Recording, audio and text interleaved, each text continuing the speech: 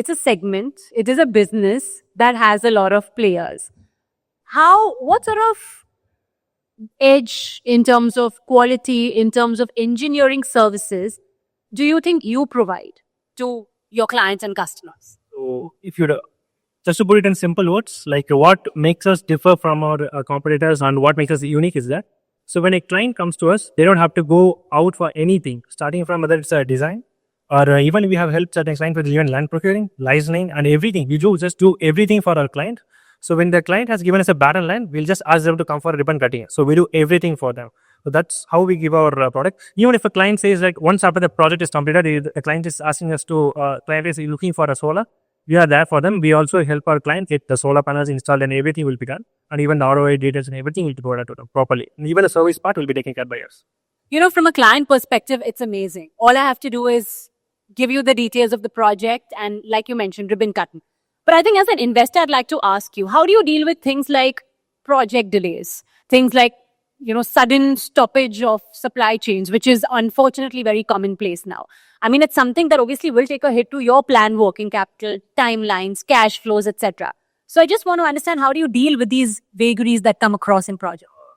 So just to give you to answer this question, I would like to answer one more thing. So our company is known for the faster completion. That's how we like. Even if you have seen Mr. Muthyamulan project, he has given us 15 months time, which is a stringent timeline. But we do close it in another 8 months.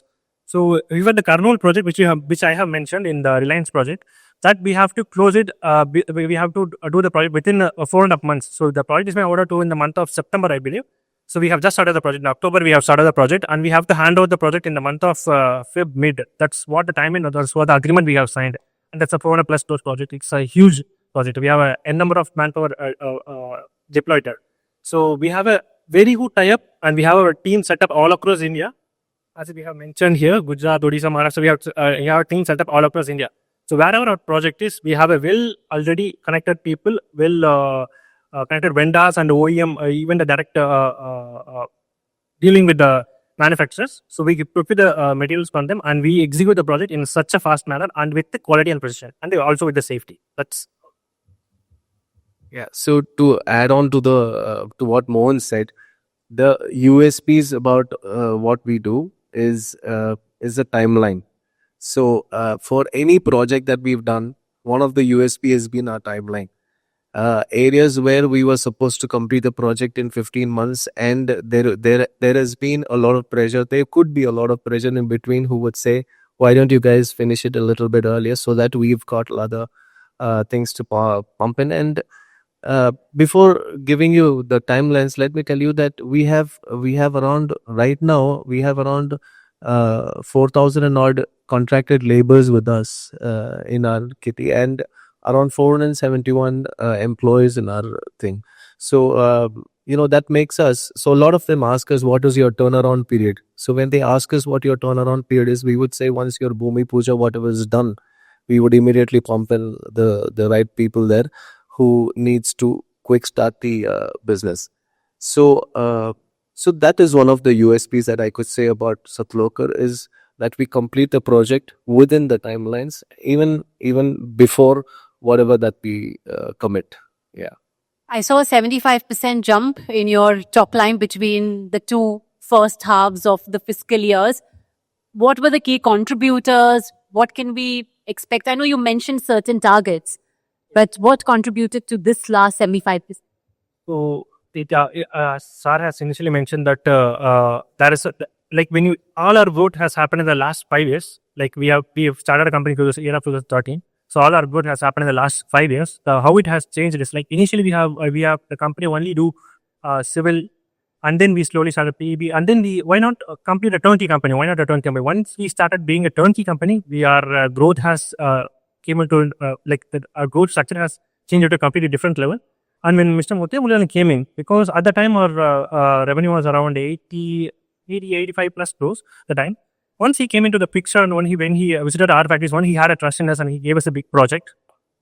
That's where our trajectory has completely changed. Because for for any construction industry, so to do a 100 crores project, you must have a pre-qualification of a single project which you must done with the 50 crores. So only the 50 crore project will help you get the 100 crore project. Without that, you won't be even just apply your tender there. So having an 80 crore turnover company to get a 240 crores of a single project, at the time it's 240 crores, it's around now it's around 277 crores. So that he had a trust in us, and we have, I believe that we have. Lived up to it. Yeah. So what happened was that we have our existing clients who wanted extensions happening every quite frequent. So like the VinFast company that you saw, which is a EV vehicle facility, they are also coming up with another. They want to expand a little bit more. So we have the existing clients who have a lot of expansions happening, and apart from which we also have a lot of new companies and new projects coming in based upon the older projects that we have and the kind of brands that we have been maintaining. So this has given us a substantial increase. Apart from that, if I should tell you randomly the contribution that you'll be talking about, if I take Mr. Motia Muralidharan, his project, which is Motia Beverages, that alone came to around 271 crore business. And apart from that, another one was around Karnool business is somewhere around 400 odd crore business. That itself is around 60% of this one. And apart from which, we have other ones lined up, which is as you have mentioned, around 13,000 and odd crore business in our kitty right now with us.